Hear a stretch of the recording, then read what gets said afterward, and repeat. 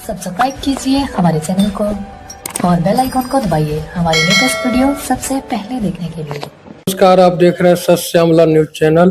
अभी हमारी उपस्थिति भाजपा कार्यालय में है और हमारे साथ हैं भाजपा के प्रदेश प्रवक्ता अरविंद शर्मा जी। सर, आपका हमारे चैनल में स्वागत है। धन्यवाद आपको भी। सर, बिहार में एक तरफ सुशासन की बात हो रही है, दूसरी तरफ कोई ऐसा जिला नहीं जहां लड़कियों के साथ रेप नहीं हो रहा है, हत्या नहीं हो रही है। अभी हाल ही में एक ही परिवार के 3 बच्चे को काट दिया गया। सर, कैसे लोग सुशासन मान ले? सर नहीं, देखिए, घटनाएं 2 तरह की होती है ना। एक क्राइम जो सुनियोजित क्राइम है, पहले से प्लान बनाकर, और जो घटनाएं आप बोल रहे हैं उसमें कुछ घटनाएं हैं जो एक चचा ने अपने भतीजे को मार दिया है। ये घटना कहीं नहीं, दुनिया में नहीं रुक सकता है, बिहार नहीं। ये क्राइम का भी डिफिनेशन आप लीगल डिक्शनरी में देखें तो अलग अलग है।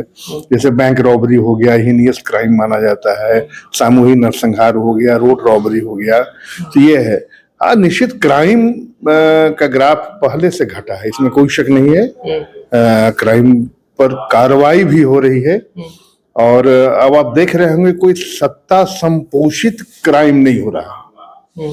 ऐसा क्राइम आपको नहीं दिख रहा है कि जो क्रिमिनल क्राइम कर रहे हैं और सत्ता उन्हें संरक्षण दे रही है।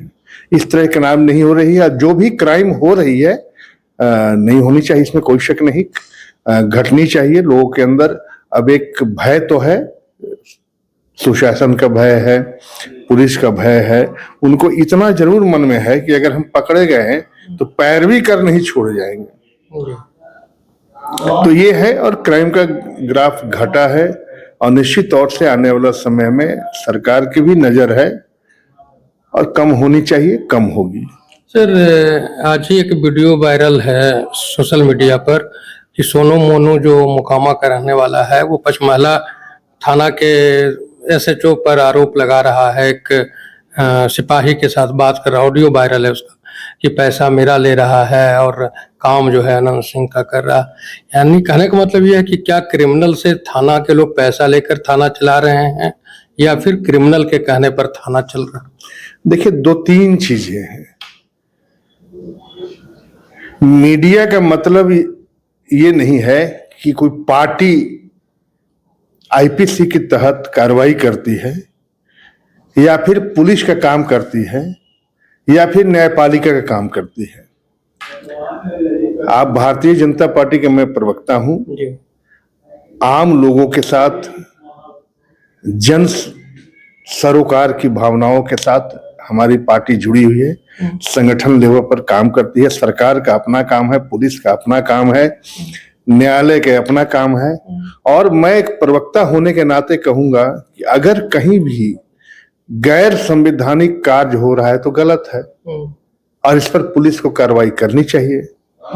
जहां भी आप हम तो देख रहे हैं कहीं, और आपके मीडिया के माध्यम से ही, अखबारों के माध्यम से, कि अगर इस तरह की कहीं भी संलिप्तता पाई जाती है तो उस पर कार्रवाई होती है, डिसमिसल तक हुआ है।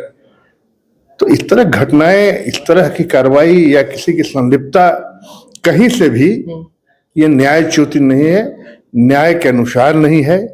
ये समाज को दूषित करता है और इस पर सख्त कार्रवाई हो रही है और होती रहेगी। सर, आर्थिक भ्रष्टाचार भी बढ़े हैं। जैसे जितने भी पदाधिकारियों पर अभी ED वगैरह का छापा पड़ा है, वहाँ अरबों रुपया मिला है, मशीनें गिन नहीं पा रही है। इतने पैसे, इतने दौलत बेनामी मिलते हैं, उस पर क्या कार्रवाई है? देखिए, आर्थिक भ्रष्टाचार बढ़ा, इसका कोई पैमाना है, कोई स्केल है क्या कि घटा है या बढ़ा है? आपके पास क्या इसका बेस है?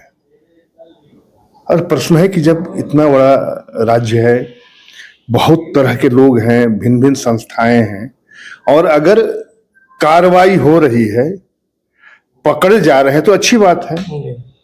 उनमें ये भय होनी चाहिए, आने वाला जनरेशन में भय होनी चाहिए, आने वाले पदाधिकारियों में ये भय होनी चाहिए कि अगर हम इस तरह गलत कार्यों में संलिप्त रहेंगे, अवैध तरीके से पैसे कमाएंगे, तो निश्चित तौर से कार्रवाई होगी।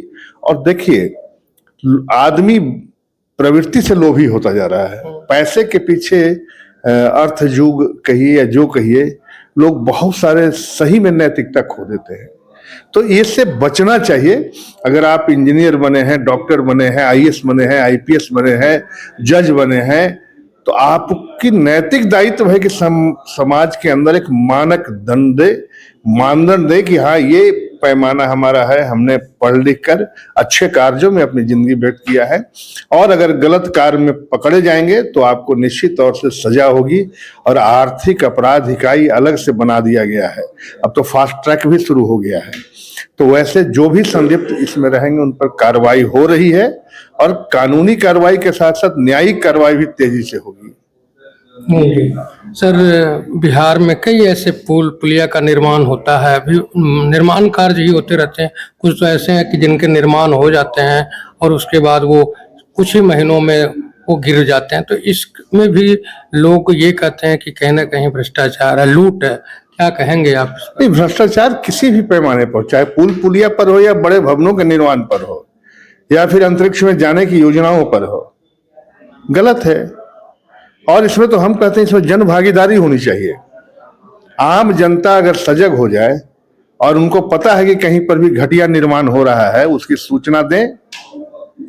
नहीं कार्रवाई होती है तो बहुत सा टोल फ्री नंबर दिया जाता है कि आपको कहीं भी दिखता है तो ये दे। तो निश्चित तौर से कुछ ऐसे सांठगांठ हैं और लोगों की प्रवृत्ति हो गई है कि किसी तरह घटिया निर्माण कर, घटिया सामग्री निर्यात कर और पैसे कमाए। ये गलत है, इस पर कार्रवाई हो रही है। और आप देख रहे होंगे सब कितने लोग, 1700 समथिंग लोग, अभी हाई कोर्ट में एक लिस्ट आया था जिनको ब्लैक लिस्टेड बिहार सरकार ने की है। तो कार्रवाई हो रही है, होगी। और वैसे लोग जो भ्रष्टाचार में लिप्त हैं निश्चित तौर से चिन्हित किए जाएंगे, और जो चिन्हित होंगे वो बचेंगे नहीं। सरकारी अनुदान नहीं है कि उनको घर बनाने के लिए और भ्रष्टाचार करने के लिए पैसे दिए जा रहे हैं। सर, जनवरी में नीट छात्रा के साथ एक घटना घटी जिसे लोग बिहार की निर्भया के नाम भी एक संबोधित किया गया। इस पर आज मार्च भी अंतिम होने वाले हैं। सीबीआई, नीट, एसआईटी वगैरह सबका गठन हुआ, लेकिन अभी तक कोई ठोस परिणाम नहीं मिले। क्या कहेंगे आप इस पर? देखिए, जनता जब सड़क पर है, उनके परिवार सड़क पर है, तो निश्चित तौर से उन तक आभास नहीं हुआ है कि मुझे न्याय मिला है। न्याय मिलना और न्याय दिखना भी चाहिए कि हाँ न्याय मिला है। तो अगर नहीं न्याय मिला है, जो मेरी जानकारी है सीबीआई इसकी इंक्वायरी कर रही है और सीबीआई अपनी रिपोर्ट अभी नहीं सौंपी है। सीबीआई रिपोर्ट नहीं सौंपी है और सिविल कोर्ट में, निचली अदालत में सुनवाई भी चल रही है। तो निचली अदालत में सुनवाई चल रही है, उसमें सीबीआई अपनी क्या रिपोर्ट सौंपती है ये सब डिपेंड करता है उस पर। अभी तो सारा कॉन्फिडेंशियल रहता है। उनके पास जब ठोस साक्ष्य आ जाएंगे, वो चार्जशीट सबमिट कर देंगे, तभी इस पर कहना कुछ होगा। लेकिन आशा जरूर है। अब देश की इतनी बड़ी एजेंसी, सीबीआई से बड़ी एजेंसी कौन है? अगर एक सामान्य परिवार के साथ कोई घटना घटता है तो स्थानीय पुलिस, राज्य की पुलिस, एसआईटी, सीआईडी अगर सक्षम नहीं होता है तो अंतिम क्या है? सीबीआई है। और सीबीआई से लोगों को उम्मीद रखनी चाहिए और सीबीआई को भी उम्मीद पर खरे उतरना चाहिए। और ये तो इतनी बड़ी घटना है, हाईलाइटेड है, इसमें जनमानस जुड़ा हुआ है, जनता जानना चाहती है, पूरे देश जानना चाहता है कि इस घटना का किसने अंजाम दिया।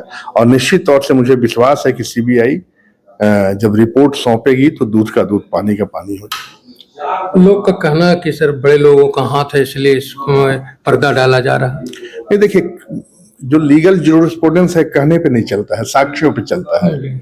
आप लोग तो पत्रकार हैं, बुद्धिजीवी हैं, कहने के लिए अगर मैं अभी आपको कह दूं कि आप ही ने किया है तो क्या ये सत्य हो जाएगा? साक्ष्यों पर आधारित होती है और ये दिखना चाहिए कि जो साक्ष्य है, जो एविडेंसेज आ रहा है, उसको सही ढंग से जांच हो रही है कि नहीं हो रही है, उस मुद्दे पर काम हो रहा है कि नहीं हो रहा है।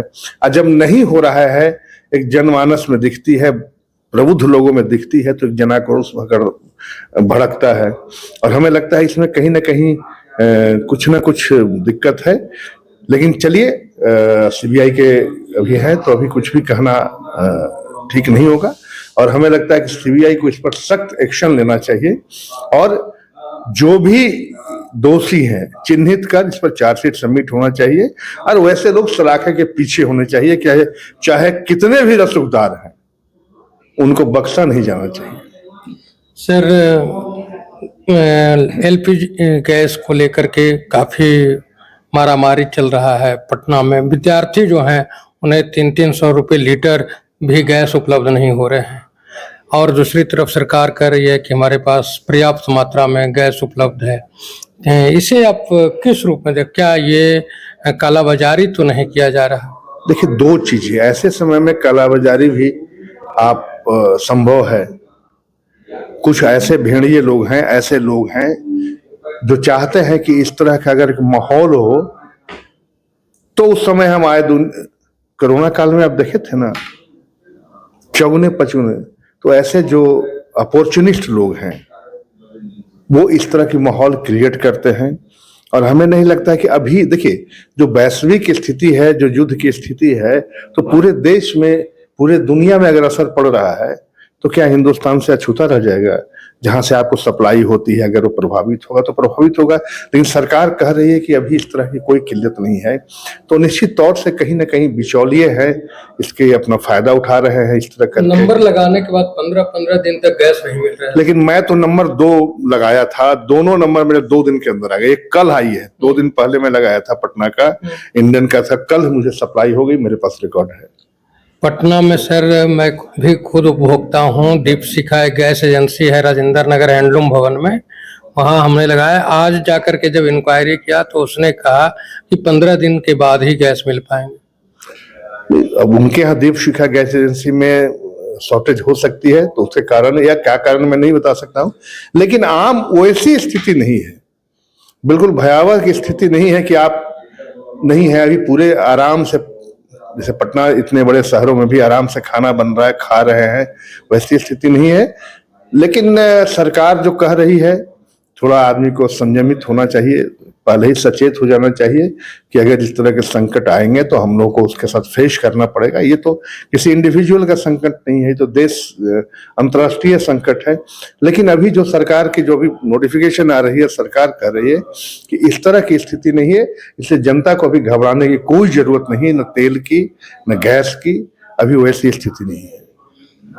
अभी आप भाजपा प्रवक्ता अरविंद शर्मा जी को सुन रहे थे। ये सीबीआई के वकील के रूप में भी काम कर रहे हैं उच्च न्यायालय में, और इनका मानना है कि सीबीआई को ईमानदारी पूर्वक जिस तरह से लोग इस पर विश्वास करते हैं उस विश्वास पर खड़ा उतरना चाहिए, और नीट छात्राकांड में जितने बड़े रसूख का हाथ क्यों न हो, उनके ऊपर FIR होना चाहिए अगर वास्तव में दोषी हैं तो, और उन्हें सलाखों के पीछे जाना चाहिए ताकि इस तरह की घटनाएं फिर दोहराई ना जा सके। सर, आप जो समय दिए उसके लिए धन्यवाद। धन्यवाद आपको।